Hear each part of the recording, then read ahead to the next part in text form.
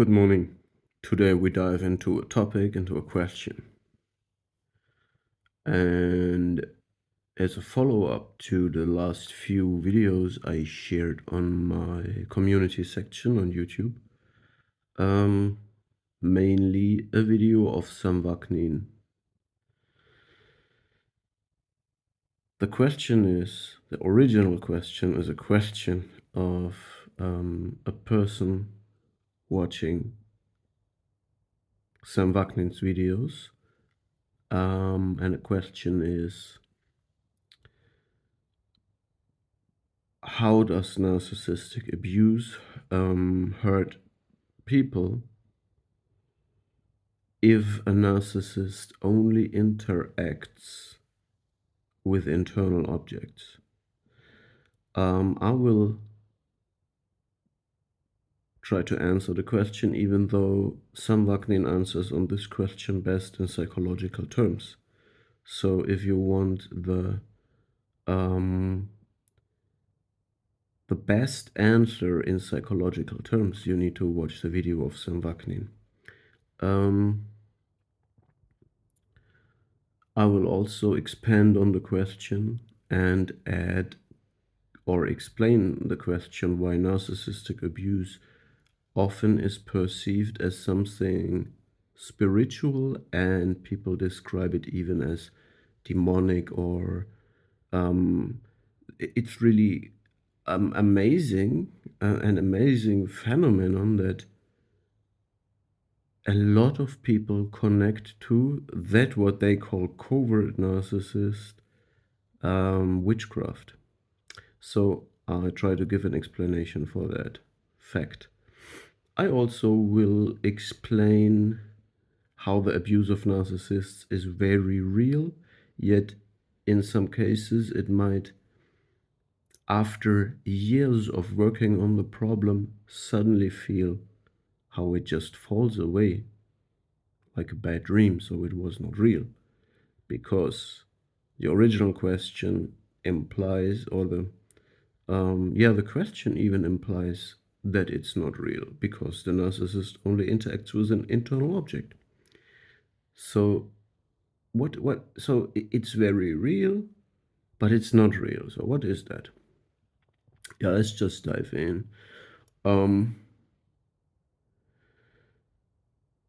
Just a small I try to summarize the answer to the original question. What does it mean that the narcissist only interacts with internal object, and why does it still hurt people and is very dangerous? First of all, disclaimer, there is this in-your-face straight narcissist or abuser, a person that is very dysregulated and outwardly aggressive.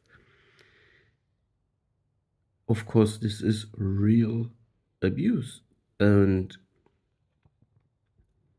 there is a possibility that this abuser is only interacting with internal objects in their mind, yet they outwardly attack and threaten people. So I don't claim that this abuse is not real, okay? We will get into the explanation. For the narcissist, for the abuser, it's not real. The abuser has the perception that the object that he abuses is not a real person. It's part of his psyche. Everything, you have to understand. I will explain it now. For a narcissist, everything happens inside. There is no outside for a narcissist. And in these psychological terms, we speak of object relationships. The narcissist does not have relationship to human beings. It's not a people relationship. It's not a human relationship. It's an object relationship. And people who are important for the narcissist are being introjected. The narcissist sucks them into their self-absorbed mind, living in a fantasy. The narcissist lives in a shared fantasy. So the shared fantasy is the projection The, yeah, literally the projected radiating um, internal mind, the self-absorbed mind radiating into the world is the shared fantasy. So it's a sickness. So the narcissist is sick because he sees people as objects. And then he projects this sickness into the world. And this is infectious and this is abuse. So to speak, as soon as the narcissist, and he does this in seconds, snapshots you, because there is, you are in some way important for his or her life, they, so some Bachman calls it snapshotting. It means they create, let's say it's like a computer, they create a folder with your name and then your internalized object of the narcissist. And from that time on, the narcissist is not interacting with you as a human being and a free will, your own identity, equality, and so on. The narcissist interacts with that folder, the set of data he has. And this set of data, it belongs to the narcissist, not to you. Therefore, the narcissist does not feel guilty or remorse or have any understanding for what you talk to him and that he abuses you. He lives in his world and he interacts with his folders, with his sets of data, with his property. Why are you even talking to him? Why do you stand up for your right? Why don't you want to wear the shackles? Why don't you want to live in slavery? Isn't the narcissist trying to live in a codependent, idealized, everlasting honeymoon phase with you? Okay. So you need to understand the moment they internalize you, they introject you without your permission. They take all your data, not all your data, just a snapshot. They think they figured you completely out. Then they create your representation in their mind, and they never act in reality in the world. They always interact with the object, a folder, a set of data, your picture, your idealized and reduced, and it's not you. They get you wrong. They think they get you right. And in this moment, the timeline splits. There is one timeline where the narcissist interacts with the internal object, and there is one timeline where you act, you are alive. The problem is the shared fantasy manipulates and is all pervasive, sick, insane behavior. It means that from this moment on, being in the presence of the narcissist is a gaslighting in itself, is unhealthy. Entschuldigung, excuse me. Parlez-vous français? Excusez-moi. Je suis désolé. Okay. And everything the narcissist does is interacting with the internal object when you're around. And this is a gaslighting in itself. It's a super weird experience. I can't put it in words. And it basically messes so much with your mind because you're from this moment on, there is only insane people around you because everybody else is also sucked into the fantasy of the narcissist, okay? And this is what dysregulates human beings around narcissists. It's a radiation, a hazardous radiation and insane behavior, counterintuitive, It's simply bad. What happens? I will explain it in psychological alien terms. What happens in the process is, of course, a constant gaslighting, um, and the explanation now why spiritual explanation for it, why call it witchcraft, and so on. Not everybody knows what projective identification is. Not everybody knows what malicious envy exactly is. Not everybody knows what introjects exactly are, what is a bad object, what is the good object, what is the dead mother of the narcissist. Not everybody knows the dual mothership models. So the psychological, I like buzzwords, lingo is something where you need to educate yourself very much with external sources, and then you understand that literally some very weird, some very demonic things happening. So a psychologist professor will subscribe to the point of view, yes, this is demonic, this is absolutely insane.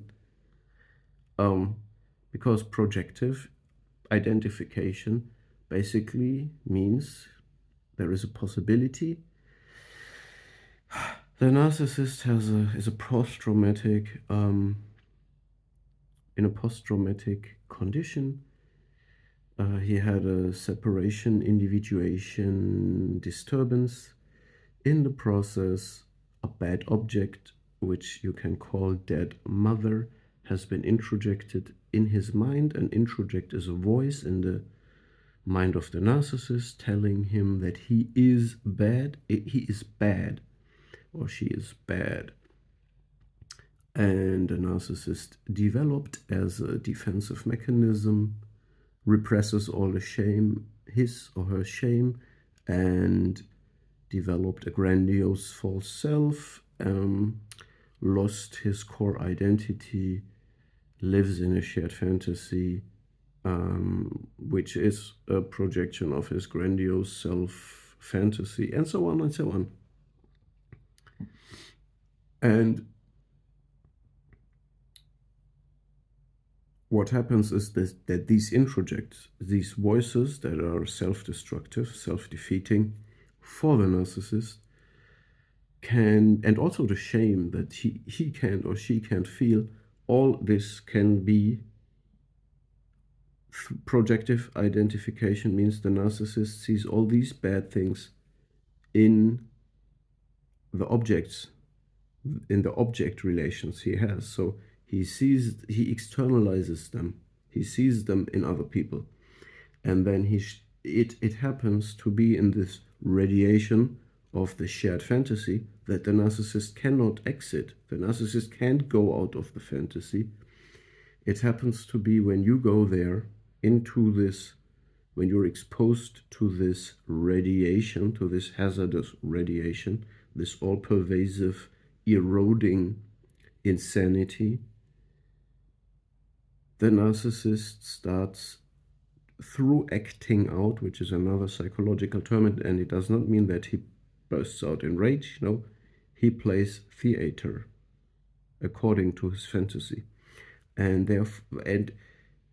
whenever you are in your mind, whenever you are well composed, you realize this is an insane person, there is this shared fantasy, this person is not real, this person is an actor.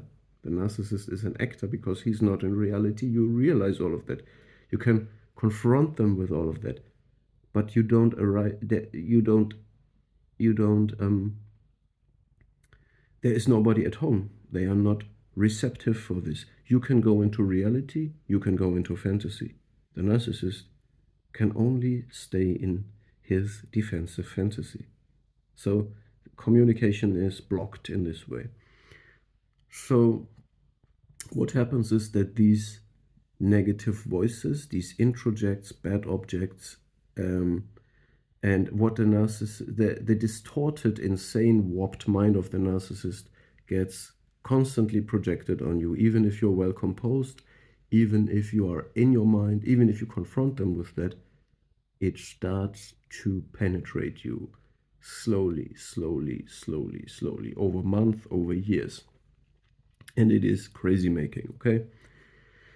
So what happens is suddenly you get dysregulated because the narcissist is in a constant fight and flight, especially if the introject, his property, is not co-opting, is not behaving in a way he wants it.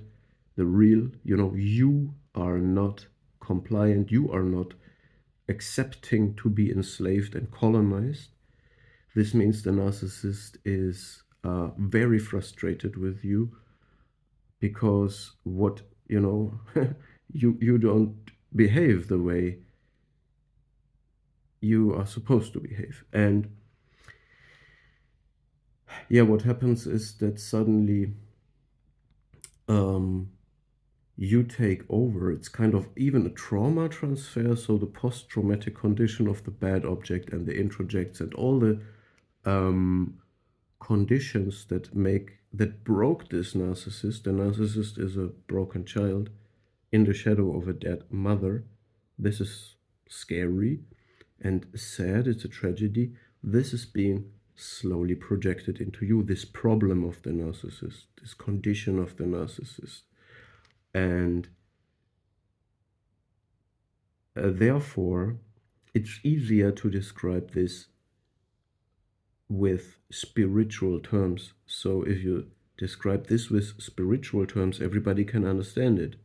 So you don't have to say the covert, malignant, borderline narcissist with sadistic tendencies uses projective identification to introject the bad object into the internalized object that represents you. This is something that you can't understand if you're not very familiar with the psychological language. So rather you say, you put it in spiritual terms and say the narcissist is possessed by a spirit, and this spirit he's obsessed, and he can't exit the obsession. And this spirit can be infective, it's aggressive, it's pervasive. Okay, so it can enter your mind, it's mind controlling, it's like zombie, it's like a vampire. They also can suck out your energy, your positivity. And we could explain this in psychological terms again, but we're now on the spiritual side. And this is why spiritual people use this idea, these archetypal ideas of vampires or zombies. So vampire quality, je suis désolé. Vampire quality is to suck out the life force and energy out of the targets that are forced to comply with the shared fantasy. The zombie quality is that they get dysregulated too and also get the same introjects and the problem, they share the problem. The narcissist transfers his problems, his trauma, his condition into other people. So this is the zombification. And they also use terms like astral projection, which is a very I don't believe in this. But even the CIA was experimenting with this, as according to my information. It means that people can somehow get into your dreams and stuff like that, and people use the terminology of witchcraft, black magic, that the narcissist does, and also people link covert narcissists to Freemasonry. So why is all of that? It is because as a healthy, open, kind, energetic person, You get exposed to these people, and they first idealize you, love bomb you, make you feel very good, and then they completely switch on you, ghost you, drop you, objectify you, they are sadistic, and so on. And this dazzles people so much. And the thing is, especially those who don't, so the abuse that don't show the overt marks of people raging and engaging in physical conflict. So you don't see the violence, but it's so severe that the people can't explain to others what is really happening. And you can only say, well, this is like black magic or something like that, okay? So the invisible abuse, the mental abuse through just being exposed to insane people can lead to all of this. And therefore, in lack of other words, they say this is black magic or something. And in reality, there might be some truth that people who live in a fantasy, so narcissists living in a fantasy, not being able to fit in the world, not get to their supply and their targets, to their goals, failing in everything, and are not successful, they try to find ways around it. So in other words, black magic and witchcraft can be a form of a shared fantasy too. Okay, it's a grandiose thing to be able to do this, and narcissists need a lot of magical thinking, just like kids. Kids do magical thinking as a defensive reaction. And it is healthy for kids to do this, as well as it's healthy for kids to go through the narcissistic phase, but they then further individuate and balance out these traits in their personalities. Narcissists don't do this. So the magical thinking is a feature of narcissists. Therefore, they really tend to be open for things like that. Now, the victim, the target, might really have nightmares, might really dream of his or her abusers, which then creates the image of they do witchcraft, they astral project in the dreams and stuff like that. While in reality, I believe narcissism, narcissistic psychopathy, is based on can be based on repressed shame of the abusers and repressed anxiety of the users. Therefore, the users project shame and anxiety on the target. It involves also the strategy of scaring someone, because there are people who are in fear co-opt and tend to be easier to manipulate. And you can scare people if you create the image that you are able to do black magic and you do ritualistic things in their lives. And when you have destabilized the persons before, dysregulated them before, they might start to believe that it works. So it feels also the way when you're exposed to narcissists for too long that your luck, your positivity, the things that always worked, your energy goes down. You're not that lucky anymore. People don't respond that good to you anymore because you're drained. And it all turns slowly bad. And therefore you might think, oh, now I'm cursed. Now there is this black magic coming over me. I have nightmares, and so on and so on and so on. So in other words, if you believe it, it gets more effective. So when you are in this perceptive state after the abuse,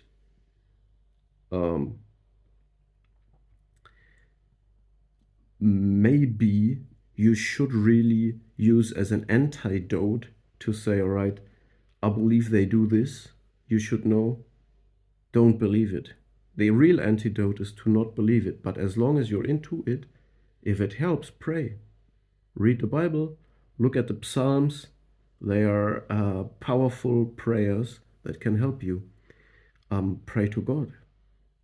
Imagine Yeshua, Jesus. He's the savior. Do, in other words, I tell you, not believe this. They can't do black magic. They can't do it. It's just that if you believe it, it has a negative effect on you. Therefore, if you find no quick way out, just pray. Do it. It might help. So fight it the way you want to fight it, but at some point, the video is already very long, so I want to get to an end. At some point after you do all the necessary steps, and I can tell you what the necessary steps are, you have to check out Richard Grennan and Sam Vaknin, or in some of my videos I also told what steps are necessary, including probably therapy at some point anyway. When you went through a long period of healing of this abuse, suddenly it might feel it was not real, because it was not real. So the abuse was very real. Targets and victims of narcissism can be broken forever, can become suicidal, can be dysfunctional after the abuse, can not work anymore, and so on. So it's real abuse, but when you heal from it, it can suddenly feel as if it wasn't real. Why? Because it wasn't real. It was all in the mind of the narcissist, and it was projected onto your mind. It's all pervasive insanity. All right. I hope I could clarify something here. I hope I did not forget important parts. Let me think for a second. Yeah, I think this was the most important essentials. What helps you, what you can take away from this video if you went through abuse. The abuse is as real as you believe it is. So in some way it wasn't real because the narcissist only interacted within his completely self-absorbed mind. The narcissist is not in reality. The narcissist lives in his fantasy, and within the fantasy he interacts with an object. Don't take the abuse personal, okay? It was a bad dream. It was a bad dream. Wake up in reality and learn to dream again. Just don't enter the fantasies of other people again. Live in your own fantasy and stay connected to reality. That's the message for today. Stay safe. I wish loving kindness to you.